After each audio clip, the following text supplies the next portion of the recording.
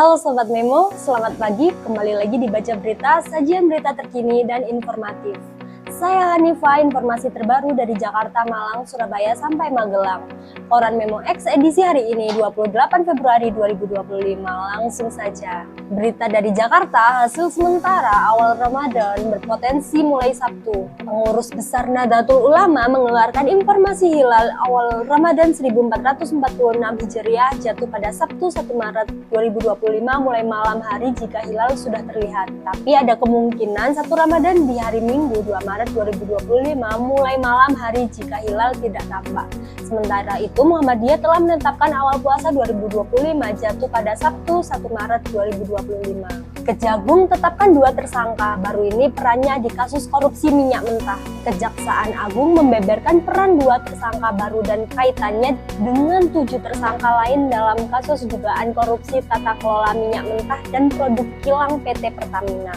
2 tersangka baru yaitu Maya Kusmaya dan Edward Ron. Kejagung Abdul Khohar mengatakan dalam perkara ini Maya dan Edward melakukan pembelian RON 90 atau lebih rendah dengan harga RON 92 atas persetujuan tersangka RS. Selanjutnya, berita dari Surabaya, Festival Rujak Ulek lolos Karisma Event Nusantara 2025. Soroti kuliner dan budaya Surabaya, Festival Rujak Ulek kembali terpilih untuk masuk dalam 110 Karisma Event Nusantara atau disebut KEN 2025 yang diselenggarakan oleh Kementerian Pariwisata Republik Indonesia. Keunikan festival ini sebagai event kuliner dan budaya yang khas dari Surabaya yang tidak ditemukan di daerah lain menjadi alasan utama terpilihnya acara ini. Festival Rujak Ulek 2025 mengusung tema Semesta Rujak Ulek yang menggambarkan berbagai dimensi budaya, sejarah, ekonomi yang terkait dengan kuliner ini. Disebut Porapar Kota Surabaya juga menggandeng komunitas kuliner dan UMKM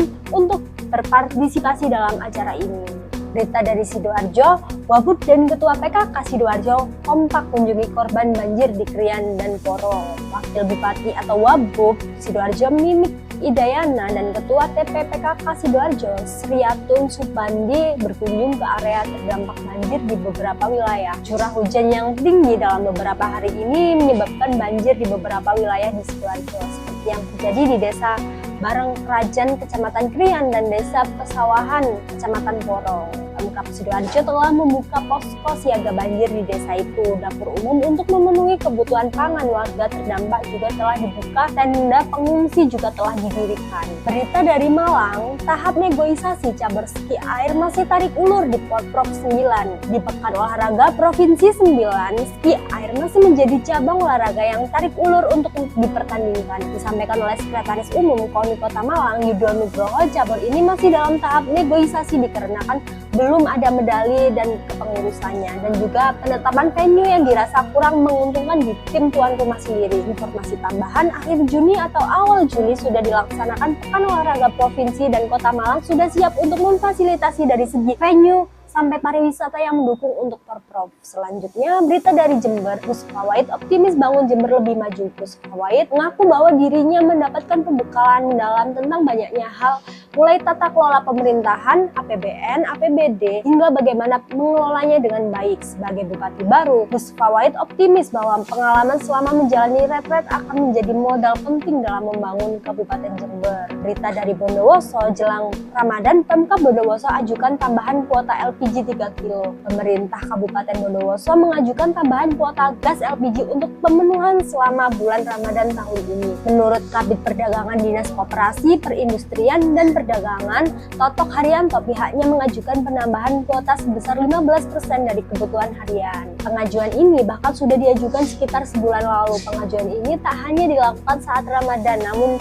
juga hari-hari besar Islam lainnya dan Nataru. Selanjutnya, berita dari Banyuwangi. Bupati Ipuk mengatakan terima kasih dukungannya, ribuan paket sembako pengganti karangan bunga pelantikan kembali disalurkan. Ribuan paket sembako pengganti karangan bunga sebagai ucapan selamat pelantikan Bupati dan Wakil Bupati Banyuwangi Ipuk Mujiono terus disalurkan pada warga miskin. Total yang didapat sekitar 2.000 lebih paket sembako dan telah disalurkan secara bertahap. Lalu, perindustrian kali ini dilakukan langsung oleh relawan dan perwakilan industri yang telah mendukung program ini. Selanjutnya berita dari Magelang, Sobat Memo, siap ikuti retret Wakil Bupati Sampang sudah tiba di Magelang. Wakil Bupati Sampang Haji Ahmad Mahfud sudah tiba di Magelang untuk mengikuti rangkaian retret Akademi Militer di Magelang yang diselenggarakan oleh Kementerian Dalam Negeri. Menurutnya, bergabung dalam kegiatan tersebut akan menambah wawasan dan membangun chemistry dengan kepala daerah dan wakil kepala daerah dari berbagai Indonesia. Sesuai dengan instruksi Presiden Prabowo yang meminta wakil kepala daerah hadir pada 27 Februari untuk bersama-sama mengikuti rangkaian retret Akademi Militer.